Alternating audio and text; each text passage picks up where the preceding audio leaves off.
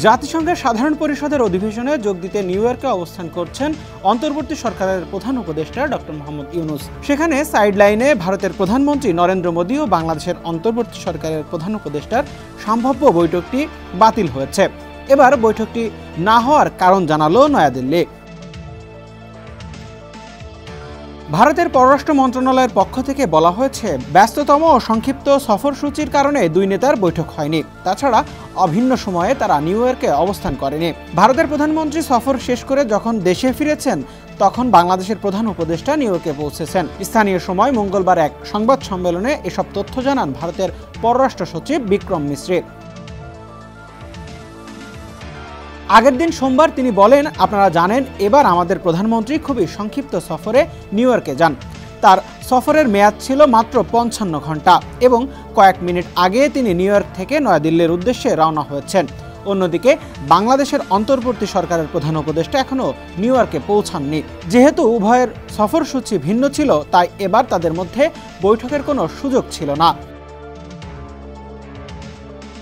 পররাষ্ট্র সচিব আরও জানান, যুক্তরাষ্ট্রের সাবেক প্রেসিডেন্ট এবং আগামী নির্বাচনে রিপাবলিকান দলের প্রার্থী ডোনাল্ড ট্রাম্পের সঙ্গে বৈঠকের কথা ছিল নরেন্দ্র মোদীর, কিন্তু সংক্ষিপ্ত শিডিউল এবং ব্যস্ততার কারণে সেই বৈঠকও বাতিল হয়েছে। নরেন্দ্র মোদীর সঙ্গে ডক্টর ইউনূসের সম্ভাব্য বৈঠক বাতিল হওয়ার পর সংবাদ মাধ্যম ও সামাজিক মাধ্যমগুলোতে আলোচনা শুরু হয়।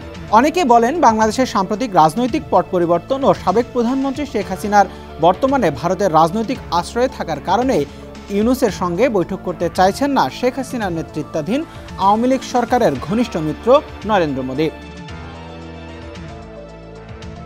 অন্তর্বর্তী সরকারের প্রধান উপদেষ্টা ডক্টর মোহাম্মদ ইউনূস জাতিসংঘের সাধারণ পরিষদে ৭৯তম অধিবেশনে যোগ দিতে যুক্তরাষ্ট্রের নিউ ইয়র্কে পৌঁছেছেন। প্রধান উপদেষ্টা ও তার সফরসঙ্গীদের বহনকারী এয়ারওয়েজের বাণিজ্যিক একটি ফ্লাইট স্থানীয় সময় সোমবার রাত 10:10 নিউ ইয়র্কের জন এফ কেনেডি আন্তর্জাতিক বিমানবন্দরে অবতরণ করে।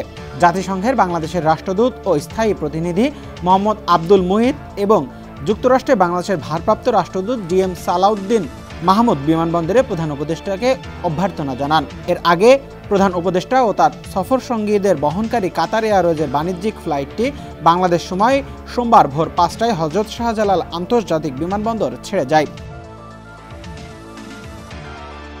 প্রধান উপদেষ্টা আজ মঙ্গলবার নিউ ইয়র্কে জাতিসংঘের সদর দপ্তরের সাধারণ পরিষদের ৭৯তম অধিবেশনের উচ্চ পর্যায়ের আলোচনায় যোগ দেবেন।